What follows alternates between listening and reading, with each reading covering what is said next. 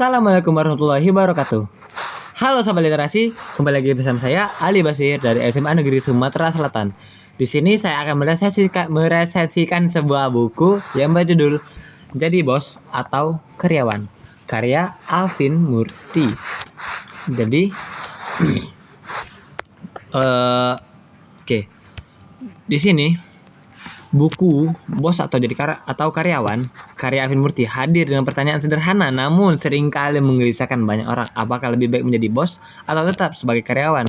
Pertanyaan ini tidak dijawab secara hitam putih, melainkan dijadikan bahan renungan tentang bagaimana kita menapaki karir dan memaknai arti dari kesuksesan. Sejak awal, penulis menekankan bahwa setiap orang memiliki kesempatan yang sama untuk berhasil, baik sebagai bos maupun sebagai karyawan.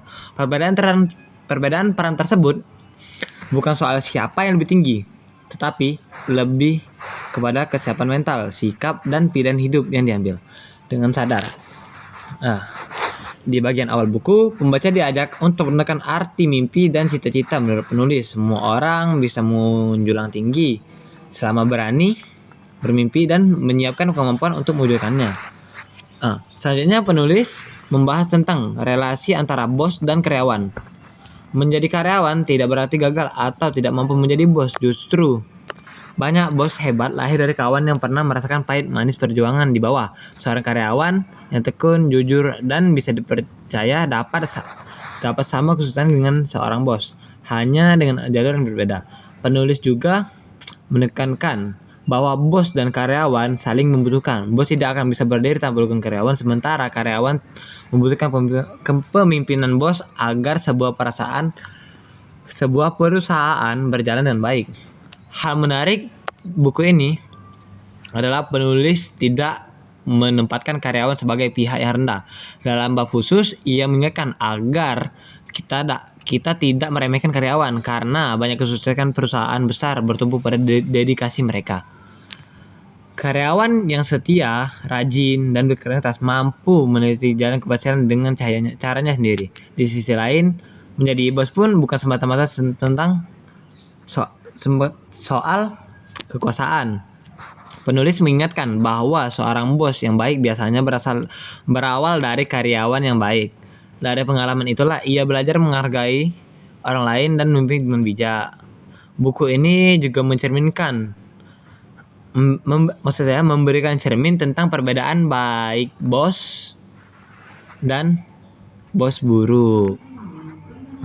Bos baik dan bos buruk. Seorang bos yang baik akan menginspirasi, memberi contoh, dan membangun timnya, sedangkan bos buruk seringkali hanya memanfaatkan kekuasaan untuk kepentingan pribadi. Dari sini, pembaca bisa memahami bahwa yang penting bukan hanya posisi, tetapi bagaimana peran itu dijalankan. Pada bagian akhir, penulis mengajak pembaca untuk merenungkan pilihan masing-masing, baik menjadi bos maupun menjadi karyawan.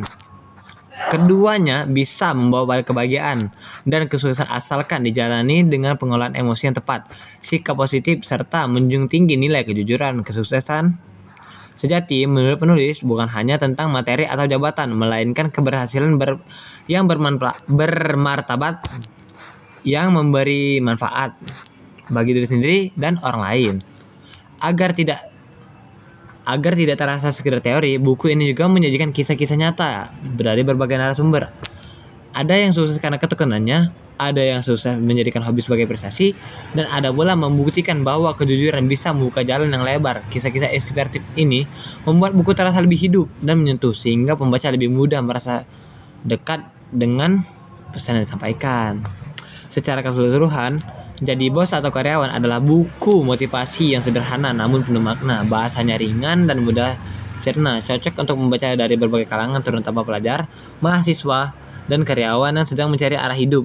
Memang buku ini bersifat motivasi umum daripada panduan praktik dan detail, sehingga jangan berharap menemukan strategi teknis membangun bisnis atau merintis karir.